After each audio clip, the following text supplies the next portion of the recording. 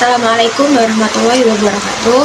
Perkenalkan, nama saya Maulia Rifana Zaina dengan NIM 13125030. Hari ini saya akan mereview materi yang diampu oleh dosen Pak Franz dalam semester 1 ini. Yang pertama adalah pengertian atau definisi dari hukum, yang dimana tidak ada pengertian atau definisi yang sempurna karena setiap orang mempunyai pandangan dan pengertian yang berbeda-beda. Dan juga mungkin pengertian dan definisi hukum bisa dilihat dari beberapa pandangan para ahli seperti E. Utrecht, Van Apeldoorn, dan para ahli lainnya. Selanjutnya adalah pengertian dari hukum positif atau ius constitutum, yaitu aturan hukum yang berlaku pada saat tertentu dan di tempat tertentu. Selanjutnya adalah pengertian dari pengantar hukum Indonesia, yaitu mengantar dan mempelajari azas-azas dasar dari bidang hukum positif yang saat ini berlaku di Indonesia atau ius constitutum. Selanjutnya adalah penggolongan aturan hukum. Yang pertama adalah menurut sumbernya, yaitu ada hukum perundang-undangan, hukum kebiasaan atau hukum adat, hukum traktat, hukum jurisprudensi, dan yang terakhir hukum doktrina.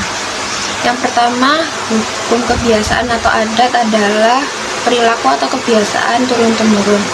Dan yang kedua adalah hukum traktat, yaitu perjanjian antar negara.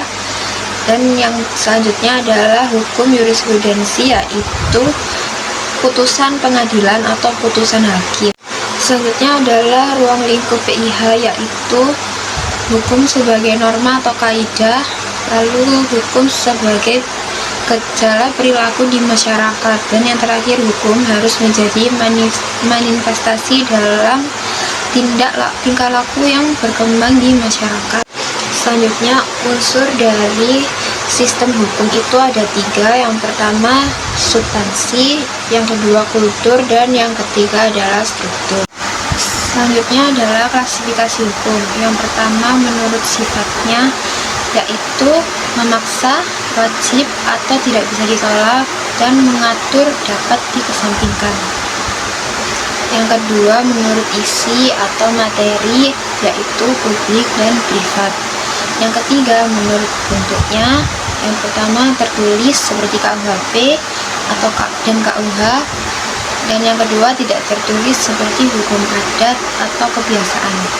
Yang keempat menurut waktu berlakunya, yaitu ius constitutum, ius constituendum, dan hukum antar waktu.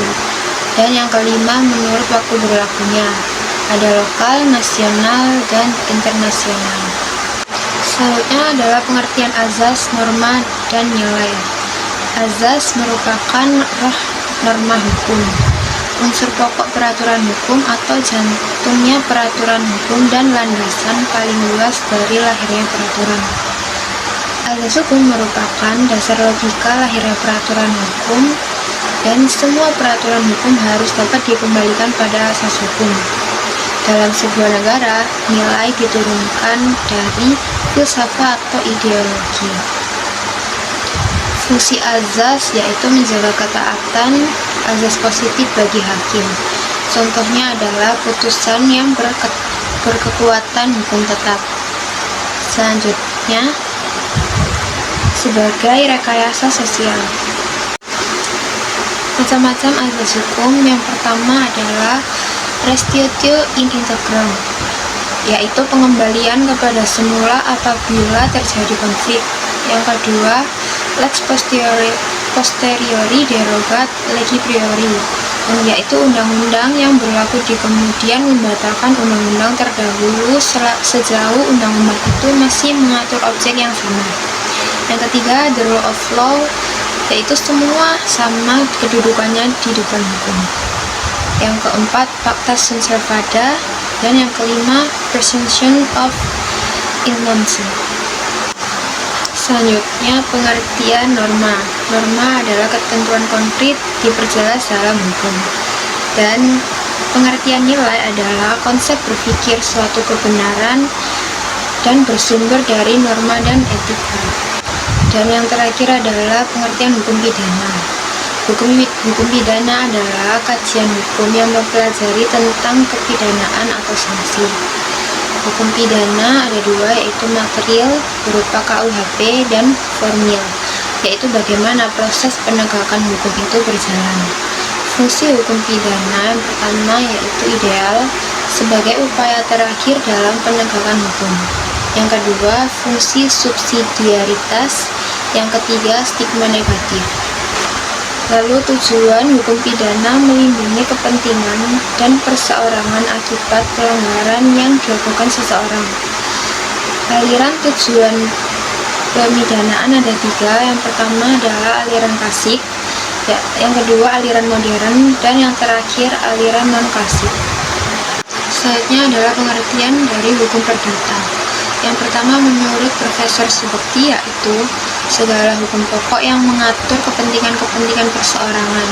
Yang kedua menurut Profesor Sudewi yaitu hukum yang mengatur kepentingan antara warga negara perseorangan yang satu dengan warga negara perseorangan yang lain.